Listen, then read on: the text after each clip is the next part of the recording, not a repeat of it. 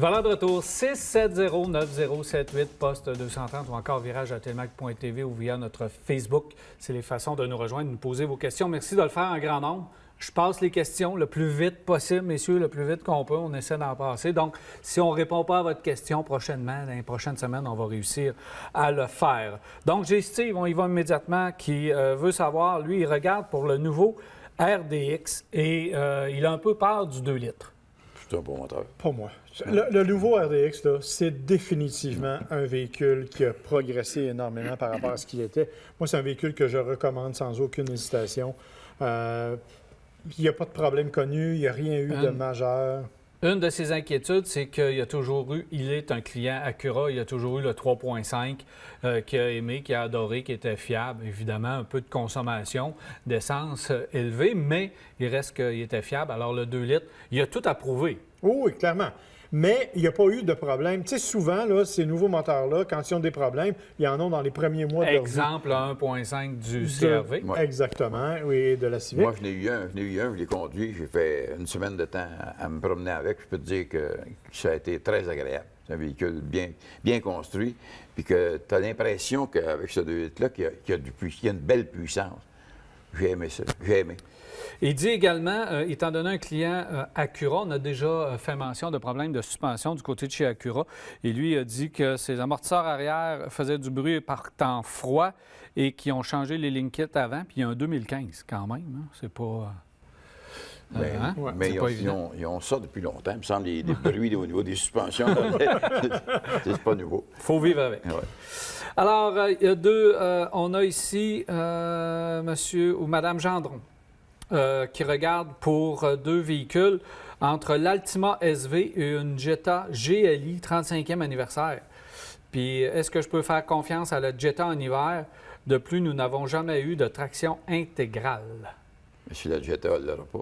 Non. C'est ça, c'est ce que je te peux dire sur la GLI. Il y a pas... Et la GLI, c'est la version de performance de sport, de la Jetta.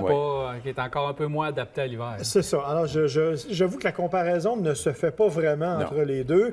Moi, personnellement, je trouve que la Nissan Altima est un véhicule qui est extrêmement bien réussi. On l'a essayé dans la neige, on l'a essayé sur l'asphalte, et vraiment, c'est un bon choix. Alors, mon choix irait directement sur l'Altima. C'est ça. Puis, si on a besoin d'un petit peu moins de sport, la nouvelle Mazda 3. Oui, une version traction intégrale, mais la GLI, pour le plaisir de conduire, c'est extraordinaire. L'Altima, bien, c'est une voiture de tous les jours. Mais on pose la question pour la conduite hivernale. Oui. GLI en conduite hivernale. Donc, on y va avec l'Altima, version traction intégrale, ou encore, on va voir la nouvelle Mazda 3 qui risque d'être fort intéressante. 3, ouais. Alors, ici, on a M. Blouin qui dit... Oh non, Mme Blouin, je m'excuse. J'ai l'intention d'acheter un petit VUS. J'hésite entre le nouveau Chevrolet Trax, il n'est pas tout à fait nouveau que ça, le nouveau Trax, et la Ford EcoSport et la Mitsubishi RVR. Je n'attache pas d'importance à l'espace intérieur. Mes critères sont l'économie d'essence, la clé intelligente, les commandes au volant, Cirrus, la sécurité en hiver et la garantie. Mitsubishi. Je veux dire, en parlant de garantie dès le départ, on arrive avec Mitsubishi. L'EcoSport, là, c'est un petit véhicule. C'est une Fiesta haute sur pattes avec un moteur 1 litre qui n'est pas assez puissant pour vraiment être intéressant. Et on le refait d'ailleurs au cours des prochains mois. Là, on va arriver avec un nouveau modèle parce que c'est un véhicule qui date déjà de plusieurs années. Chez nous, on vient de l'avoir, mais c'est un vieux véhicule. Alors, ça fait, à mon sens, ça ne fait pas partie de l'équation au même titre que les autres.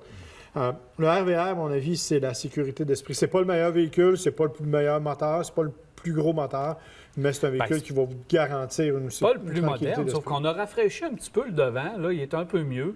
Il faut aller faire l'essai pour la CVT, mais ils l'ont aussi amélioré. Oui. Donc, c'est un véhicule en fin de vie. On le sait qu'il va être renouvelé. Sauf que c'est de la fiabilité, là, de la garantie, et évidemment de l'économie de carburant. Alors, il répond à vos critères. On y va vers la... C'est la meilleure garantie de l'industrie. On ne le veut pas. Exactement. Voilà. Ici, on a M. Lavoie qui dit, est-ce que... À quand le renouvellement du Rogue et de la Versa Note chez Nissan? C'est une bonne question. Le Rogue, là... Le Rogue, il faut qu'il soit renouvelé là. Oui, bientôt. Là. Puis la Versa Note, ça fait des... Mais- les deux vont être renouvelés ensemble. Parce que Mais ça je fait suis une même pas sûr. éternité. Regarde, dis-toi que la Versa, il n'y en aura plus. Là. Le Versa, c'est ça, ils vont peut-être Versa, à mon avis, ça va être abandonné. Ça ne sera pas un véhicule renouvelé. Le Rogue, écoute, je ne suis pas certain, moi, que ça va effectivement être renouvelé bientôt.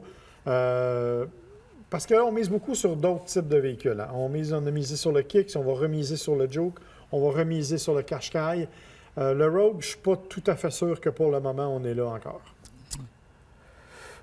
Moi, je pense que d'ici quelques mois, on va avoir des nouvelles. Puis il est encore super populaire. Hein. Dis-toi aussi que ça joue beaucoup. Là. Il est populaire. Il est populaire. Il est Les populaire. ventes vont bien. Puis après le salon de l'auto de New York, on risque d'avoir des nouvelles fraîches. Ben, à ce probablement. niveau-là. Ouais. Alors, toujours dans le même ordre d'idée d'un nouveau véhicule, Gilles qui nous dit qu'il a été déçu par l'arrivée. Je m'attendais à beaucoup du Blazer et du Passport de chez Honda. J'ai été vraiment déçu maintenant. Est-ce qu'il faut s'attendre à être aussi déçu du nouveau Ford Bronco? C'est pas la même philosophie. Dites-vous que le Blazer, on a voulu copier une Camaro et en faire un utilitaire sport de petit format. C'est vraiment autre chose. Le Bronco, on veut vraiment le présenter comme un compétiteur au Jeep Wrangler.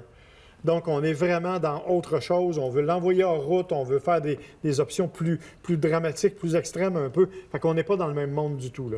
Est-ce qu'on va être déçu? Moi, je vous dirais, évidemment, on va être déçu parce qu'on a tellement d'attentes, puis ça fait tellement longtemps qu'ils nous le présentent, qu'évidemment, on va être déçu. Bon, on est déçu du Blazer, un peu d'une certaine façon. Exactement. Mais le Blazer est quand même un véhicule très agréable à conduire. Mais il n'est pas... Ce que je veux dire, c'est qu'il n'est pas... On s'attendait à ce que le Bronco et le Blazer soient un contre l'autre. C'est ça. Pas du tout. Ça C'est sera deux pas- véhicules ça qu'on sera Le va pas faire. Blazer, c'est un beau véhicule. C'est beau, Sauf là. que les gens s'attendaient à autre chose, C'est ça. d'après moi. Ouais. Le Passport, c'est un beau véhicule, lui aussi, parce qu'il est vraiment bien réussi, mais peut-être pas assez musclé, peut-être pas assez hors route. Je ne sais pas, les gens s'attendaient justement à une version comme la Wrangler.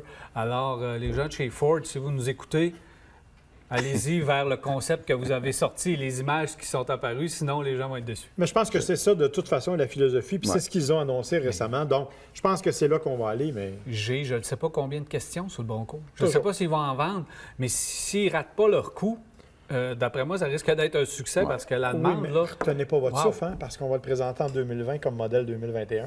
Oui. Oui. Donc, on n'a pas fini de répondre à vos questions là-dessus. Merci, messieurs. Plaisir. Bonne fin de journée. Alors, voilà, c'est déjà tout pour Virage. J'espère que vous avez apprécié. Il me reste qu'à vous souhaiter une agréable semaine dans l'antenne de Télémag et on se reparle mardi soir prochain, 21h30 pour un autre Virage. Cette émission vous a été présentée par Saint-Raymond, la ville de l'automobile. 4 concessions à votre service, même le samedi.